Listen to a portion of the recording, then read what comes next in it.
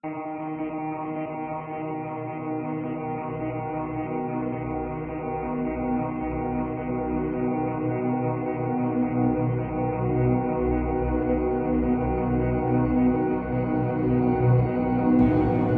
in April of 2007, National Geographic Channel was granted access to the strong city cult and its leader, Michael Travessa, who claims to be the Messiah. I am the embodiment of God. I am divinity and humanity combined. With us and bless us today. He has told his followers that the world will soon end and that he is their only route to heaven. I took off my clothes and I laid naked on his bed, and he just held me, and it was like a whole new picture opened up to me of God. I don't know, it was probably in the beginning part of July. Michael wrote a post about how the only way to kind of like come to resolution in your life is to be naked before God. Mm-hmm. It just puzzled me, you know? Mm-hmm. But it was like something was in me, and what was in me was, this means really. This means literally, physically naked. And it was in me that it meant with Michael. So he took me, went to the bedroom, and I laid down, and he held me, and somehow it was like all of heaven was open to me. Somehow I started to see God. Well, somehow, as the Son of God holding me. Yeah. And so he started writing about being naked. You have to be with me naked and unashamed. So then pretty soon they're getting the picture and they're all begging to lay naked with him. And then it's like, well, I'm not the one that asked for that. They're the ones begging me for it. They're the ones that want to consummate with me. I didn't do anything to want that. So it's like that's how he has controlled them. But it's not unusual for a cult leader to engage in sexual relations, even those who claim divinity. Well, sex is one of the very common control mechanisms used in cultic groups. If you're able to control someone's sexuality or their sexual behavior, that's reaching into the deepest part of that person. After Esther and Danielle laid naked with Michael, he said God needed 7 virgins for a ceremony to mark the forthcoming destruction of the earth. Over the next few days, 5 more virgins came to Michael to lie naked. 2 were underage, but Michael insists the virgins' actions were instructions from heaven. Well, it was God. God came down on them and told them to do it.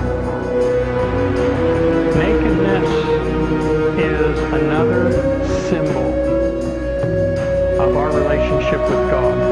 We are naked and unashamed. Those who are trying to prepare themselves for entry into the evolutionary level above human, synonymous with the kingdom of God, the kingdom of heaven. We'll title this tape, Planet Earth About to be Recycled.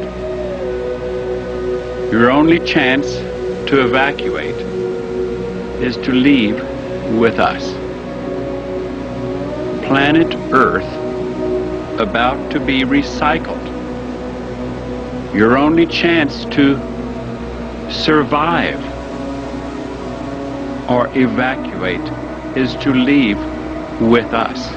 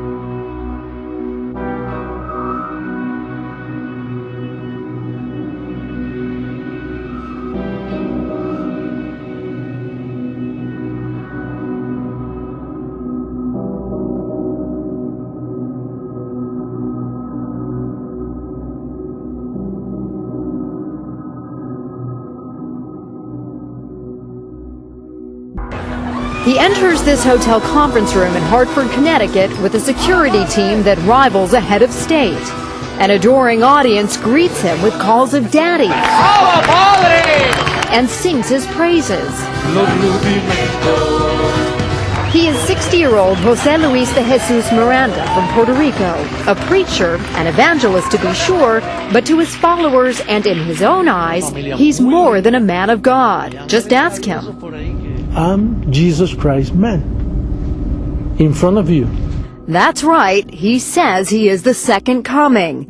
He claims in 1973 he had an epiphany. When Jesus, the resurrected Jesus, came to me, he integrated himself within me.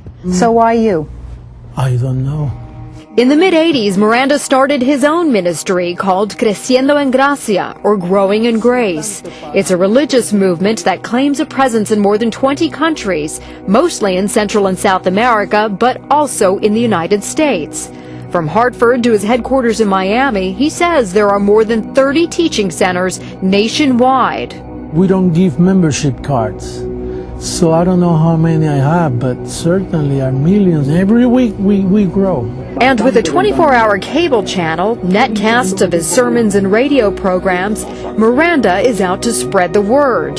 Those who believe him, like these followers in Miami, the Son of Man is back, also embrace his unique interpretation of the Bible. For example, sin no longer exists. God doesn't see you as a sinner. For me, you are a perfect spirit. There's also no such thing as the devil. Satan is a Hollywood character. As for prayer, he says it's a waste of time, and he calls all other religious leaders liars. The lies began in Rome.